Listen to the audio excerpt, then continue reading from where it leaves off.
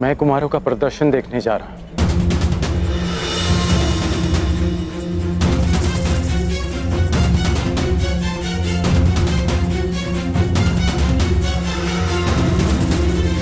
धनुष को साथ लेकर तुम कहीं नहीं जा रहे हो।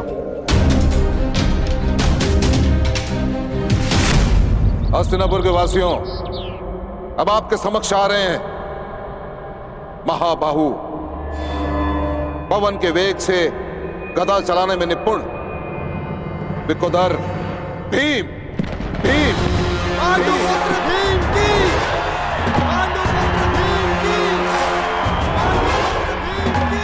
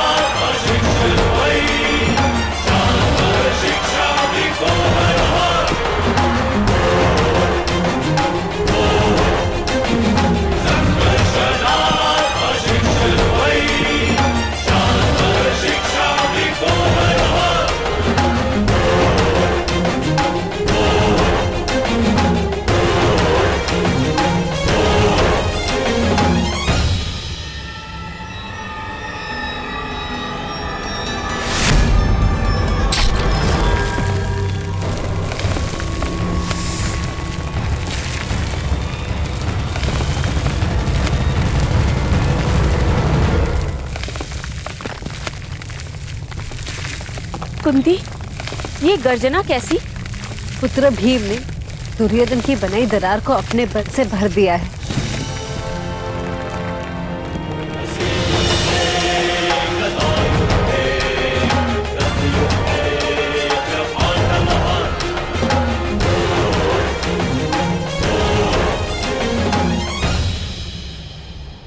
अब आपके समक्ष आ रहे हैं वो जो खड्ग युद्ध में जिनकी कोई तुलना नहीं, तलवार और ढाल की भांति अटूट पांडुपुत्र नकुल और सहदेव और सहदेव। पांडुपुत्र नकुल की, पांडुपुत्र नकुल की, पांडुपुत्र सहदेव की।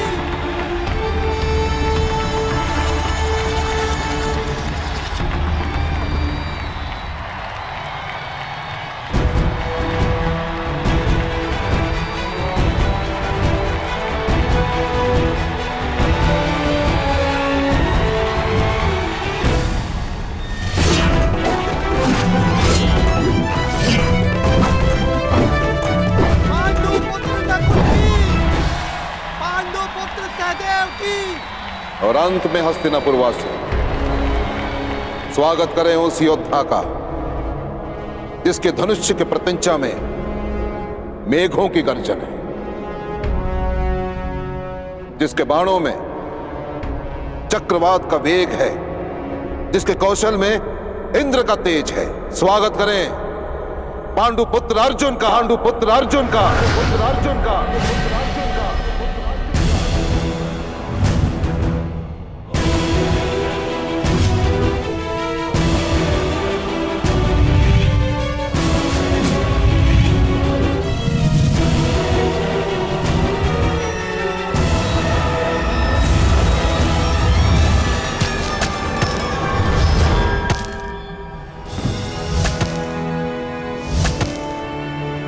कुमार अर्जुन की, कुमार अर्जुन की, कुमार अर्जुन की।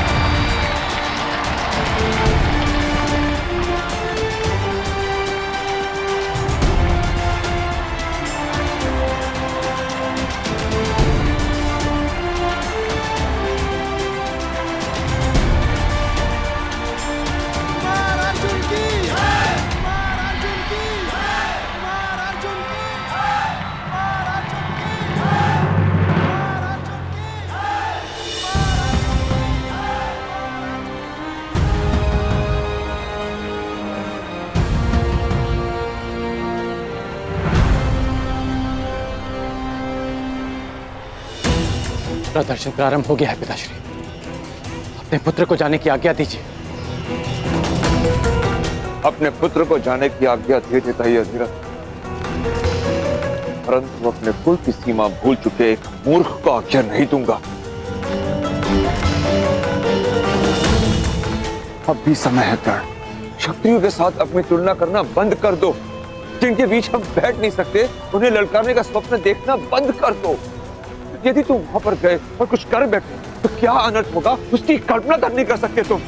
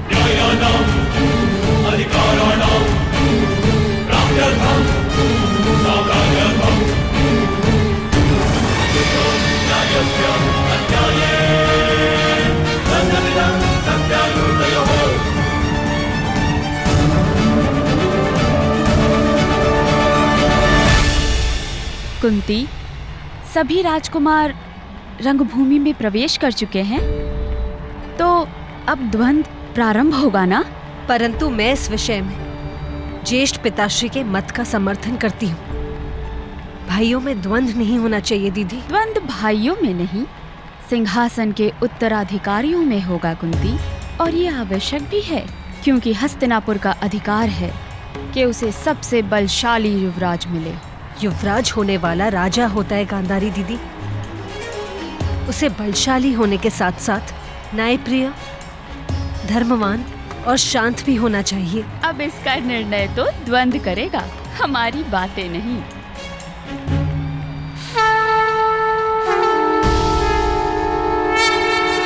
और अब राजकुमारों के बीच द्वंद्व होगा, और जो राजकुमार इस स्पर्धा में सफल होगा उसे स्पर्धा का विजेता घोषित किया जाएगा। और यह द्वंद्व किस किस के मध्य होगा, इसका चयन पासों के आधार पर होगा।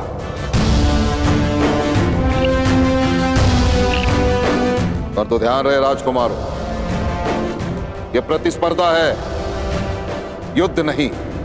यदि किसी प्रतियोगी के प्रहार से किसी भी प्रतिद्वंदी का रक्त बहा तो उसी क्षण उस राजकुमार को स्पर्धा से अयोग्य घोषित कर दिया जाएगा। अब कुरुवंश के ये 105 राजकुमार परस्पर द्वंद्व में अपना अपना कौशल दिखाएंगे, और इनमें से चुने गए 5 योद्धा अगले चरण में द्वंद्व करेंगे। वहां से फेंकिए गांधार राज।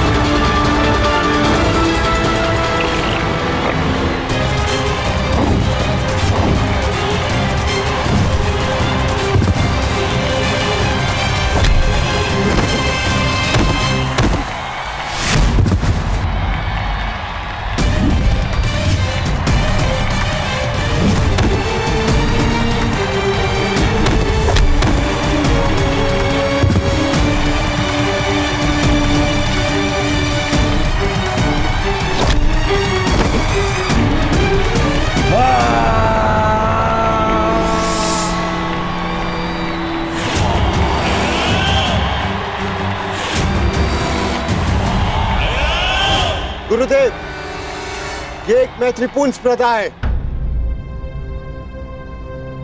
दुर्योधन का प्रहार घातक सिद्ध हो सकता था। हुआ तो नहीं ना भ्राताश्री। नियम अनुसार यदि रक्त बहता तो मैं अयोग्य सिद्ध होता। दिखाइए कहां है रक्त।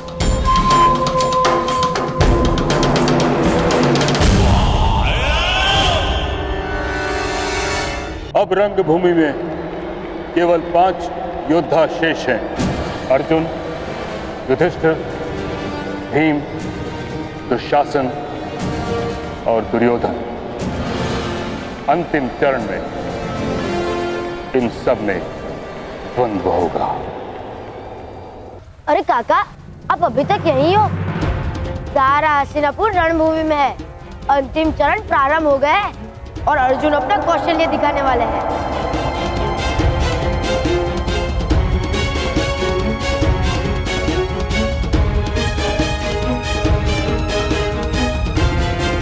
हम कहीं नहीं गए।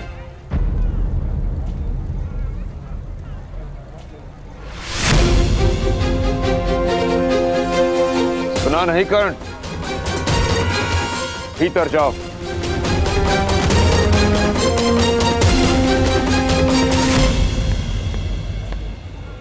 इसे अपना भाग्य स्वयं चुनने दीजिए आर्य। राधा, पुत्र मुंह में इतनी अंधी हो गई हो कि अपने पुत्र के प्राण का मोह नहीं बचा। उसे रोकने के स्थान पर उसे उकसा रही हो तुम। जिस न्याय के लिए इसने प्रशिक्षण लिया उसे पानी से जाने दीजिए आर्य। कोई कहीं नहीं जाएगा। भीतर चलो।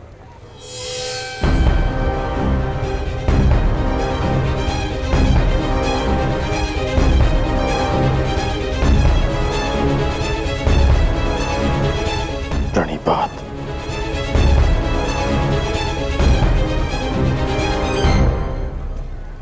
यदि जाना ही था तो आज्ञा लेने का ढोंग क्यों किया?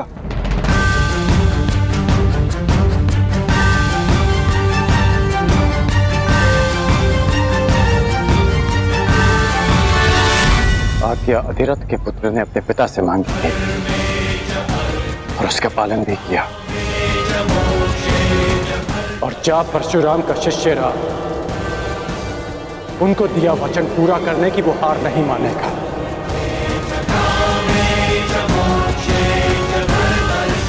आपने सूत पुत्र कर्ण को रोका था, परंतु परशुराम शिष्य राधेय को आज्ञा मिल चुकी है।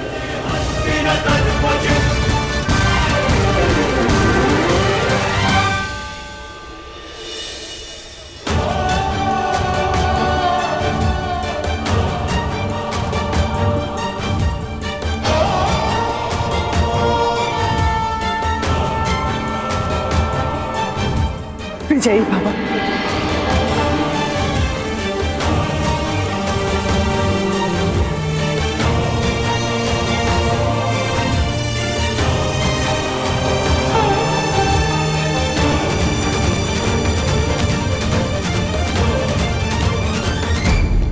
शेष बचे 5 राजकुमारों के बीच अंतिम चरण का युद्ध होगा। क्रमांक के आधार पर पहला क्रमांक मिलता है युधिष्ठिर को, दूसरा दुर्योधन को, तीसरा अर्जुन को, चौथा दुशासन को और 5वां भीम को। पासे फेंकिए गांधार राज। अब बताओ मेरे पास हो, किस किस के बीच द्वंद्व होगा?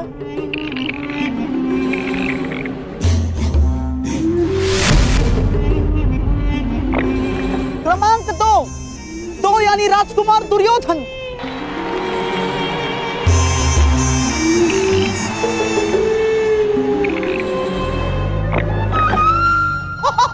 क्रमांक 4 यानी राजकुमार दुशासन।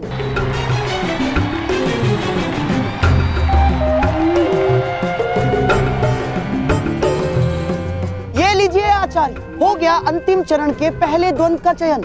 राजकुमार दुशासन के साथ राजकुमार दुर्योधन की स्पर्धा होगी। ये पासे भेदभाव नहीं करते, ये भाई भाई का अंतर नहीं जानते आचार्य। द्वंद्व प्रारंभ हो। राजकुमार दुर्योधन की, राजकुमार दुर्योधन की।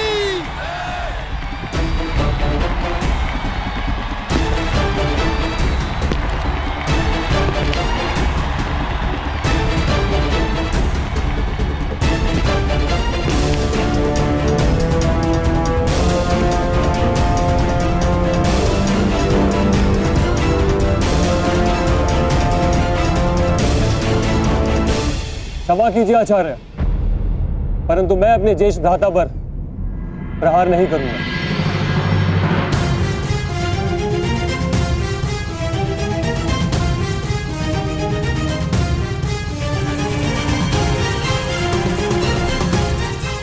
मैं दुशासन अपनी हार स्वीकार करता हूं।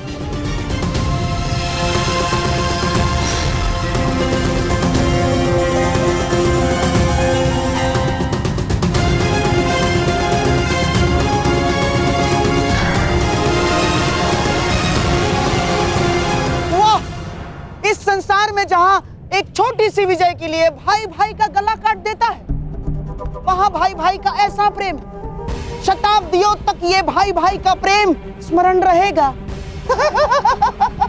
वाह!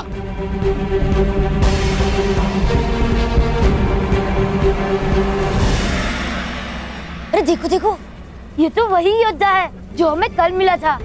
मुझे छोटा मित्र कहता है।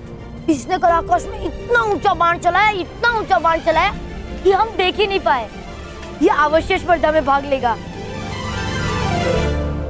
मित्र, आप अवश्य विजय होंगे। वचन दीजिए हमें, आप विजय होंगे। इससे वचन पूर्ति की आशा मत करो बालक, क्योंकि अपने दिए वचन भूल जाने का रोग है इसे।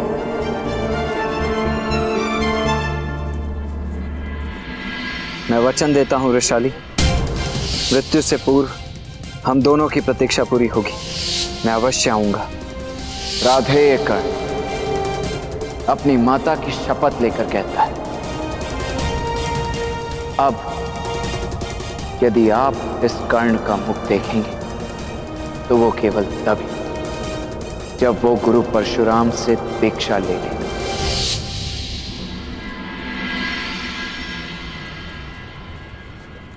मुझे अपने सारे वचन स्मरण है, जो पूरे कर पाया वो भी, जो भी पूरे करने हैं वो भी स्मरण है। माटी से सना मेरी मित्र का वो मैला हाथ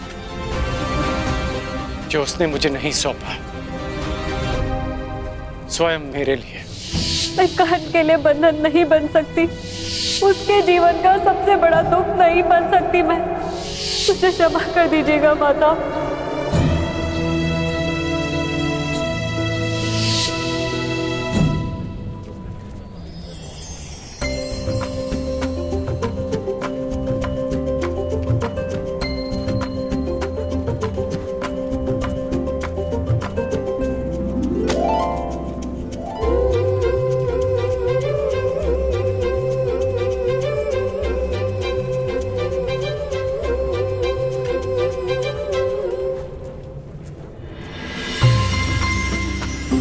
अच्छा, तो तुम अब तक जीवित हो? प्रत्यक्ष को प्रमाण की आवश्यकता नहीं। तो अपने वचन के अनुसार अब तुम संसार के सर्वश्रेष्ठ धनुर्धर हो। बताओ, प्रमाण कैसे दूं? प्रमाण देने का केवल एक ही उपाय है, एक ही स्थान है, ये तुम्हारे समक्ष।